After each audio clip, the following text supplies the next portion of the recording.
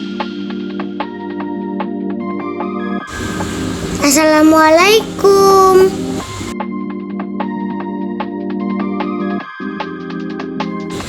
Halo semuanya. Apakah kalian sudah tahu peran dan tantangan MSDM? Ayo kita cari tahu bersama.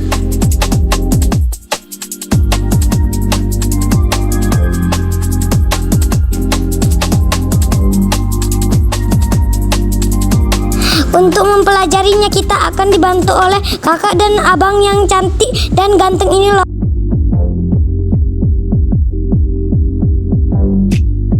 Halo, nama saya Muhammad Edo, NIM saya 0506232073. Halo semuanya, kenalin nama aku Ayu Anggreni Hulu dengan NIM 0506232085. Halo semuanya, kenalin aku Nurhayta Wandari dengan NIM 0506232158.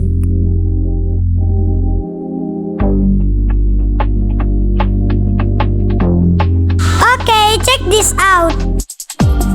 Hai semuanya, pertama aku mau jelasin dulu nih tentang peran manajemen SDM dalam perusahaan. A. Peran manajemen SDM dalam perusahaan. Apa saja peran manajemen SDM dalam perusahaan? Pertama, ada peran hati nurani. Yang kedua, peran konselor. Yang ketiga, peran mediator.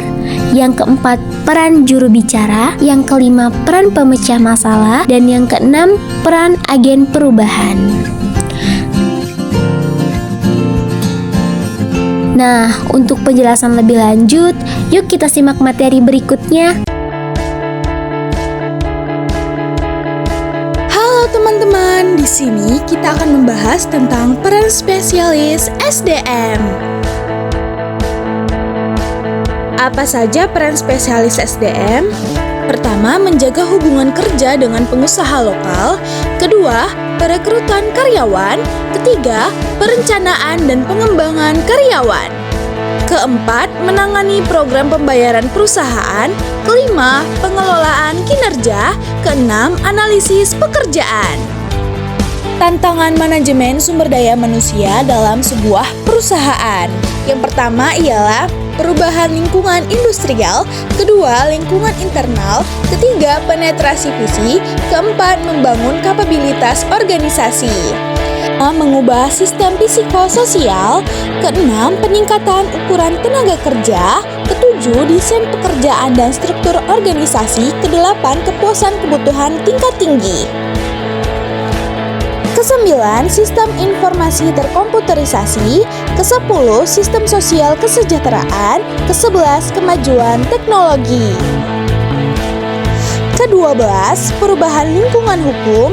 Ketiga-belas, manajemen hubungan manusia. Mudah bukan? Materi selanjutnya akan dibahas oleh rekan saya. Selanjutnya ada tantangan manajer SDM.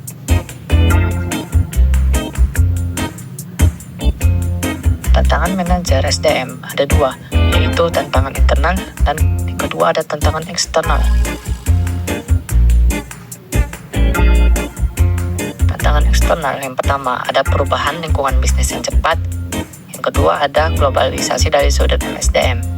Yang ketiga ada peraturan pemerintah. Yang keempat kekurangan tenaga kerja yang terampil. Selanjutnya ada tantangan internal. Yang pertama itu ada posisi organisasi dalam bisnis yang kompetitif. Yang kedua, budaya organisasi. Yang ketiga, pengurangan tenaga kerja, manajemen SDM. Yang keempat, serikat pekerja dan teknologi.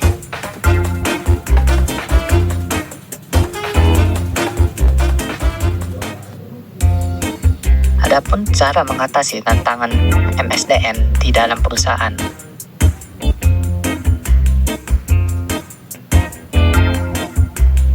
Yang pertama itu ada pengembangan keterampilan.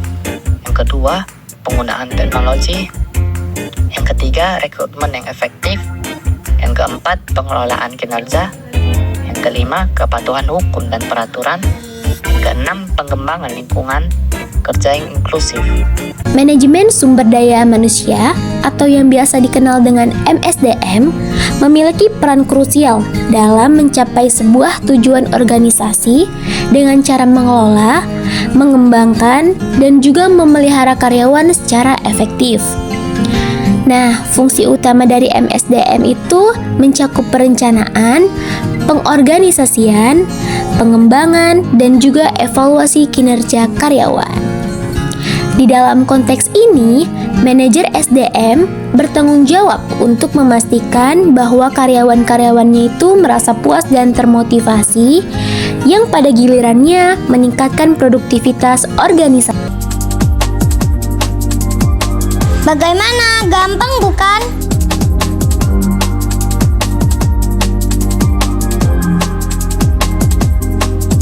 Sekian penjelasan dari kami.